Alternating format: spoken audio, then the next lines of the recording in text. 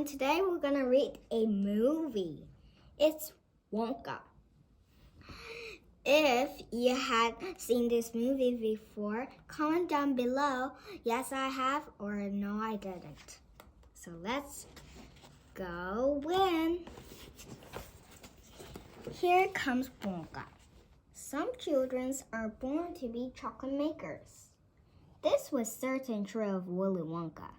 Yet, for a long time, no one would thought it. For starters, he almost never ate chocolate. In fact, he ate only one bar a year. One day, he would grow up to live in the world's biggest chocolate factory. But as a young boy, Willy Wonka lived in the world's smallest boat.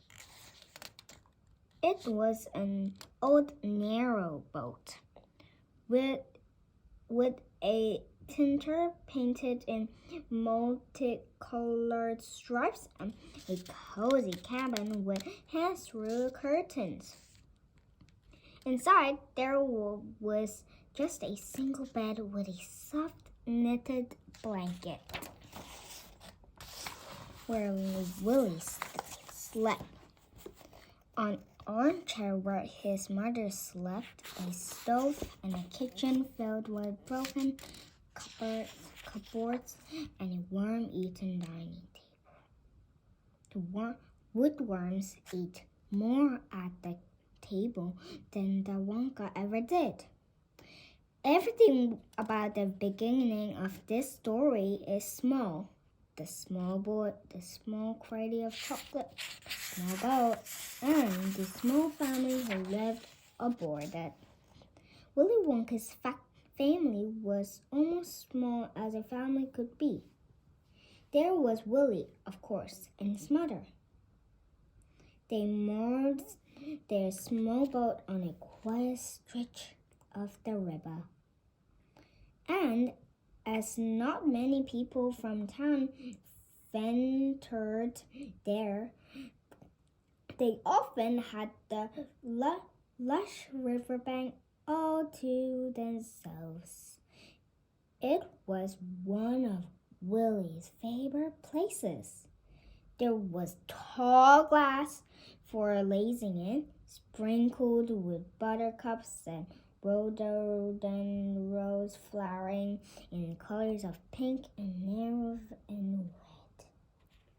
Willy's favorite part was the gigantic willow tree, with its thick branches that scooped low over the boat before dipping into the river.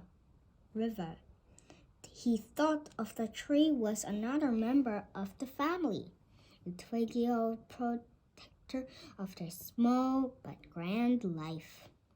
But many people would see their life as grand. Others couldn't because he had the most wonderful imagination. Willy's imagination would one day become as famous as his chocolate, but before it belonged to the world. It was small and new and belonged only to him.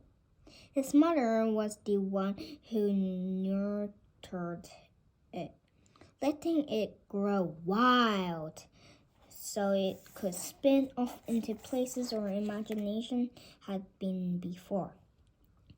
And then there was the chocolate, the one bar.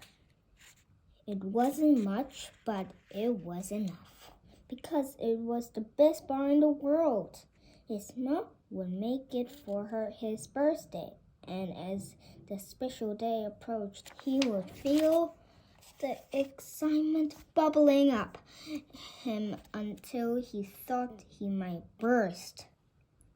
The chocolate-making ritual was always the same. His mother would tip a bag of chocolate cocoa beans into the table and carefully count them out. He watched her plunk them from the table, one by one, and his mouth would begin to water. It took her all hard to save up enough money to buy the right amount for one bar. And he could tell she was as excited about making it for him as he was about eating it.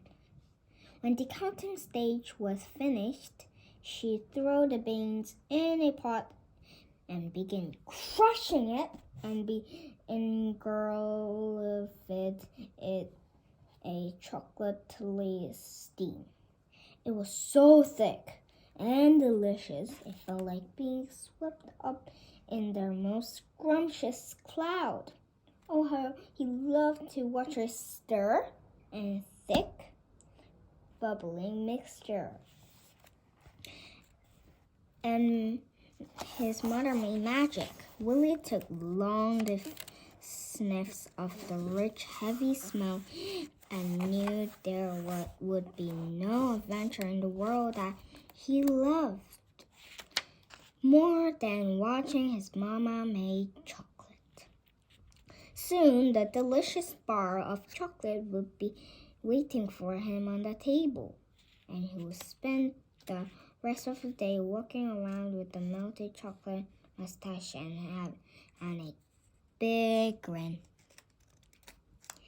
It was like that every year, and it was perfect. You know, Mama, he said one year as they huddled around the table making chocolate. I bet you have the best chocolate in the whole world. I'll taste all the chocolates that ever existed just to prove it. Do you know where they say the best chocolate in the world comes from? She replied, looking around as if she was readying to tell a great secret. The glorious Gromant. That's where the finest chocolate makers have their shops. This can't be better than yours, Mama, Willie said. It's impossible. She smiled. Well, as it so happened, I do have a little secret that even those fancy parents don't know. What is it? Willie asked, edging closer. He wanted to know the secret more than he ever wanted to know anything in the whole life.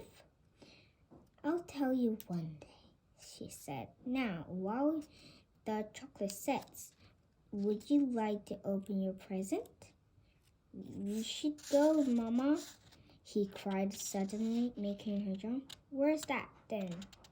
To the glorious Gromant, he said, practicing bouncing on the spot. We could start a shop? She raised a curious eyebrow. What? Us? Yes, with our name above the door and everything. Wonka.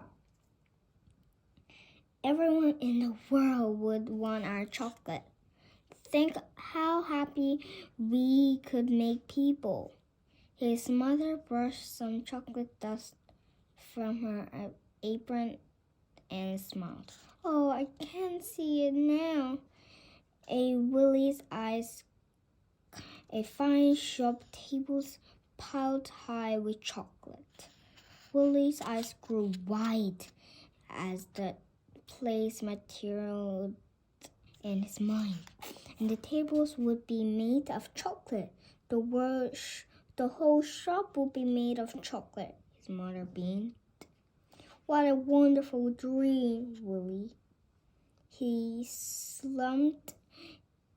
Is that all it is? Just a dream? Hey now, she said. Every good thing in this world started with a dream. So you hold on to yours, and when you do share your chocolate with the world, I'll be right there beside you. You promise? He whispered. I pinky promise, she said with a smile, and that's the most solemn vow there is. Then she took a piece of paper, which she set aside to wrap the chocolate, and wrote Wonka across it, adding a swish with a swirl to the W and carefully coloring it. Once she's finished, she handed Willie something wrapped in old newspaper. Your present, she said. The magician in town was selling it. Did me a good deal. Willie beamed and began ripping the package open. His finger would fast to the inky paper. Inside, he found a new coat. He pulled it on. His hand barely went past the elbows. You'll grow into it, his mother said. One day, we will, the adventures you have in it. The coat came with a tall hat. Slowly, he placed it on his hat and rose at his feet. His mother handed him his chocolate, small and still warm, and he cradled it in his hands like the most precious prize. Mustn't forget the most delicious bit, she said with a wink. She beamed at her, and then he slipped the bar into his pocket. There he was, Willy Wonka, in a plum-colored tailcoat and fine top hat. Thank you for watching. For chapter 1, we just read this one, so it's chapter 2, but let's just say it's chapter 1. If you want to read next time, comment me down which chapter should I read. But the next chapter is City of Dreams. It's 7 years later. If you want to see it again, comment me down. Bye!